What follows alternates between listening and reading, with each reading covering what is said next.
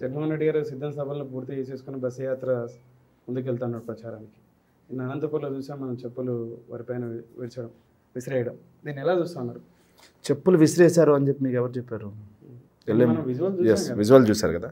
జగన్మోహన్ రెడ్డి గారు జనాల్లోకి వచ్చిన తర్వాత ఎవరో ఒక ఆకతాయి, ఎవరో ఒక టీడీపీ కుక్క, ఎవరో ఒక పసుపు దొంగ చేసినంత మాత్రాన జగన్మోహన్ రెడ్డి గారికి ఆదరణ లేదని ఎలా మాట్లాడతారు?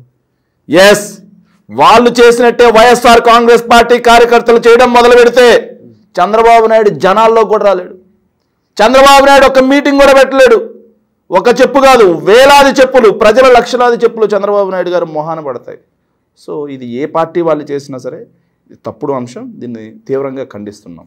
అదే అనంతపూర్ సాక్షిగా సిద్ధం సభ ఏర్పాటు చేసినప్పుడు రాప్తాడులో ఒక రిపోర్టర్ని ఏ విధంగా కార్యకర్తలు దాడి చేశారో చూసాం. దానికి ప్రత్యేకంగా అక్కడ ప్రజలు ఆగ్రహంతో చేశారని చెప్పేసి. నో కాదండి. ఎలా అంటే మా పార్టీ ఏదైతే అధికార కార్యక్రమాలు కాదు, గవర్నమెంట్ ప్రభుత్వ కార్యక్రమాలు కాకుండా మా పార్టీ కార్యక్రమాలకు 2017లో మేము ఆంధ్రజ్యోతి పేపర్ని మేము నిషేధించాం, ఏబిఎన్ న్యూస్ ఏదైతే టీవీని మేము నిషేధించాం, ఆంధ్రజ్యోతిని నిషేధించాం, ఈనాడుని నిషేధించాం, అదేవిధంగా మహా న్యూస్ని, టీవీ5ని కూడా మేము నిషేధించాం.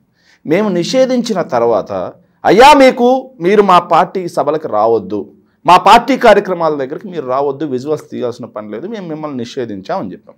నిషేధించాం అని చెప్పిన తర్వాత వాళ్ళకి మా దగ్గర ఏం పని? సిద్ధం సభ 10 లక్షలకు పైగా జనాలు ఉన్నారు అనంతపూర్ రాఫ్తాడు దగ్గర సిద్ధం సభ. నువ్వు జర్నలిస్ట్వే కాదని ఎవరు అనట్లేదు. సో నువ్వు వాడికి వెళ్ళిన తర్వాత విజువల్స్ తీస్తూ, ఎవరైతే బయటకు వస్తూ ఉంటారో వాళ్ళు విజువల్స్ తీస్తూ జగన్మోహన్ రెడ్డి గారి సభ అట్టర్ ఫ్లాప్, జగన్మోహన్ రెడ్డి గారి సభకు జనాలే రాలేదు అని చెప్పేసి ఎక్కడో ఖాళీ ప్రదేశాన్ని చూపించి బయట ప్రదేశాన్ని నువ్వు ప్రచారం చేస్తూ ఉంటే జగన్మోహన్ రెడ్డి గారి మీద నిత్యం అనునిత్యం 2019లో అధికారంలో వచ్చిన తర్వాతే కాదు, జగన్మోహన్ రెడ్డి గారు 2010లో ఓదార్పు యాత్ర, 10-11లో ఓదార్పు యాత్ర స్టార్ట్ చేసిన నాటి నుండి మొదలు నేటి వరకు జగన్మోహన్ రెడ్డి గారి మీద నిత్యం విషం చెమ్మే అబద్ధపు ప్రచారాలు, తప్పుడు ప్రచారాలు చేసే ఒక మీడియా సంస్థ జగన్మోహన్ రెడ్డి గారి అభిమానుల ఎదుటుగా లక్షలాది మంది అభిమానులు మళ్ళీ వాళ్ళ ఎదుటుగా కూడా ఒక తప్పుడు కథనాన్ని వాళ్ళు లైవ్ షూట్ చేస్తూ ఉంటే అభిమానులు అండి, నాయకులు కాదు, వాళ్ళంతా అభిమానులు. అభిమానుల్లోకి వెళ్ళి వాళ్ళ నాయకుడి గురించి నువ్వు తప్పుడు ప్రచారం చేస్తుంటే ఖచ్చితంగా వాళ్ళు ఆగ్రహావేశాలు చేశారు. దాని మాత్రాన మీడియా మీద దాడి, ఇవన్నీ దీన్ని ఖచ్చితంగా దాన్ని తీసుకోవాల్సిన అవసరం కూడా లేదు. ఇప్పుడు జగన్మోహన్ రెడ్డి గారు బస్సు యాత్ర ఏదైతే ముందుకెళ్తున్నాడో అలాగే చంద్రబాబు నాయుడు గారు కూడా ప్రజాగలం అని చెప్పేసి అని అదే బస్సుతోనే ప్రయాణం చేయడం జరుగుతుంది. ఇక్కడ బస్సులో యాత్ర అని చెప్పేసి వీరు ప్రజాగలం అని బస్సులో ముందుకెళ్తా ఉన్నారు. ఈ ప్రజాగలంలో పెద్ద ఎత్తున జగన్మోహన్ రెడ్డి గారిని విమర్శించుతున్నది ఏంటంటే చంద్రబాబు నాయుడు గారు, అలాగే వారాహి అనే వాహనం ద్వారా పవన్ కళ్యాణ్ కూడా నిన్న పిఠాపురం సభ వేదిక ద్వారా అభివృద్ధి అనేది లేదు ఆంధ్రప్రదేశ్లో, అరాచకం మాత్రమే ఉంది, సంక్షేమం అనే పేరు పెట్టి సంక్షేమం అనేది అంతా కూడా బూటకం అని చెప్పేసి ఇటు చంద్రబాబు అటు పవన్ కళ్యాణ్ గారు ఇద్దరు కూడా చెప్పుకోవడం జరుగుతుంది. సరే, వాళ్ళు చెప్పినట్టుగా అరాచకమే అనుకుందాం. ఎస్, అరాచకమే. ఎలాంటి అరాచకం అంటే 2,70,000 కోట్ల రూపాయల డబ్బును నేరుగా డీబీటీ, నాన్ డీబీటీ ద్వారా సంక్షేమ పథకాల కోసం ఖర్చు పెట్టాను చూసారా, ఇది అరాచకమే కాదని ఎవరన్నారు? అరాచకమే. ప్రజల దగ్గరికి వెళ్ళి 2,70,000 కోట్ల రూపాయలు జగన్మోహన్ రెడ్డి గారు నేరుగా మీ ఖాతాల్లో వేశాడమ్మా, డీబీటీ, నాన్ డీబీటీ ద్వారా మీకు అందింది. మరి ఇది అరాచక పాలన కదా. మేమైతే కార్పొరేట్లకు దోచిపెట్టేవాళ్ళం, కాంట్రాక్టర్లకు దోచిపెట్టేవాళ్ళం, కమిషన్లు ఇచ్చి దోచిపెట్టేవాళ్ళం. అలా దోచిపెట్టకుండా డైరెక్ట్గా మా జన్మభూమి కమిటీ తమ్ములకు దోచిపెట్టేవాళ్ళం. ఎవరైతే పంచుతున్న లబ్ధిదారులకు అర్హత ఉన్న వాళ్ళ కాడికి వస్తే వాళ్ళ దగ్గర లంచాల రూపంలో దోచిపెట్టేవాళ్ళం. కానీ జగన్మోహన్ రెడ్డి గారు అట్లా చేయట్లేదు, సిస్టాన్ని మార్చేశాడు.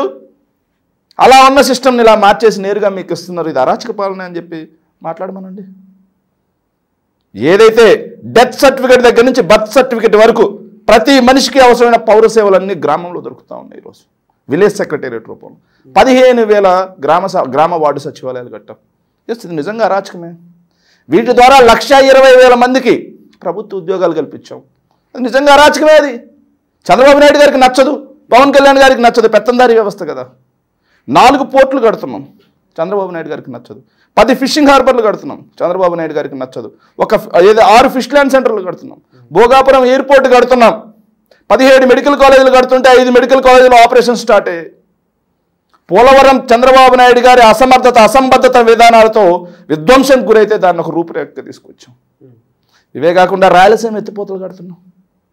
ఇవి కాకుండా చంద్రబాబు నాయుడు గారి పీరియడ్లో కేవలం 34,000 కోట్ల రూపాయలు మాత్రమే గ్రౌండ్ అయితే actual investments ministry of commerce ఇచ్చిన నివేదిక ప్రకారం 1,103 కోట్ల రూపాయలు పెట్టుబడులు గ్రౌండ్ చేస్తాం.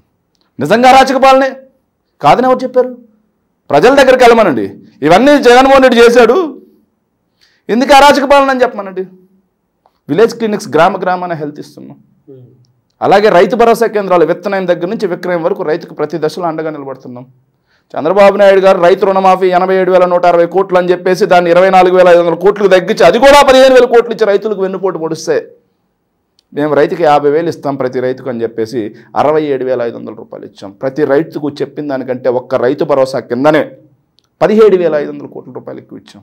17,500 రూపాయలు ఒక్కొక్క రైతుకి ఎక్కువ ఇచ్చాం. రైతుల దగ్గరికి వెళ్ళి ఇది అరాచక పాలన అని చెప్పండి.